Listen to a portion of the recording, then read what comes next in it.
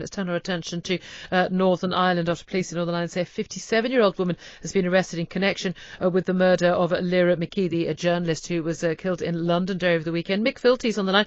He's editor of Slugger O'Toole. There's a news site about Northern Irish politics. He joins us now. Good morning to you, Mick.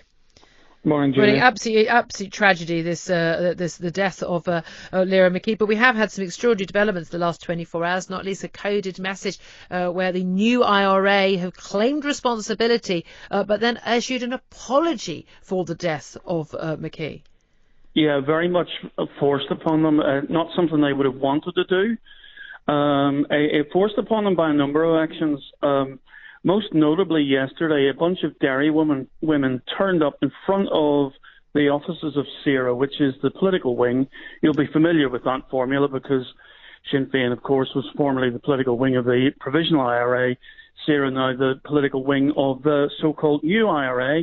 And they turned up with red paint, put it on their hands, and planted it all over the front of the building with stern-looking men who I would imagine are used to not being treated in such a contemptuous way, having to face down a group of not only angry but grieving women crying as they did it. And I think they've been humiliated into this situation. I think they've lost control, in part because the Catholic Church for once has stood up on its hind legs and said, no more.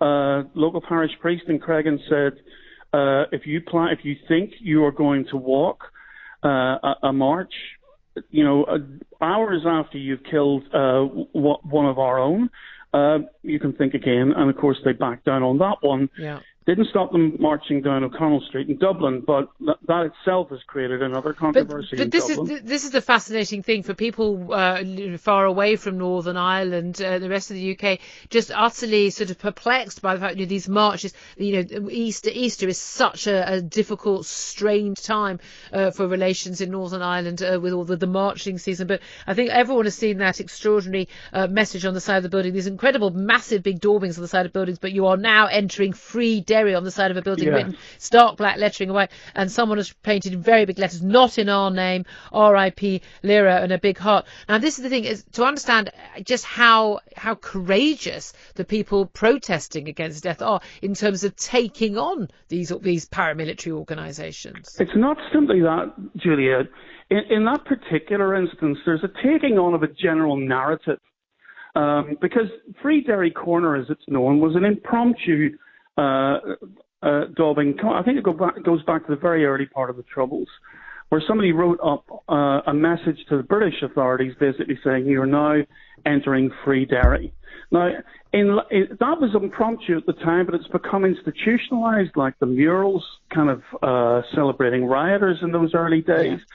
But for someone to go up and do that on the most controlled iconic space, I think shows that there's a challenge here, not simply to the paramilitaries, but to a narrative which has rather sneakily, in a sense, prevented many people, ordinary citizens in Derry, from entirely going to the police and entirely trusting the justice system. And we're now talking, Good Friday, last Friday, was the 21st anniversary of the Good Friday Agreement. We're 25 years into that, the ceasefires, and still the most basic requirement of decent society and civilized society. And I think that's what these women are attacking. I think they're doing it in a very knowing and very intelligent, emotionally intelligent way. Absolutely. Mick Filty, a pleasure to speak to you, sir. Editor of Slugger O'Toole, that's a news site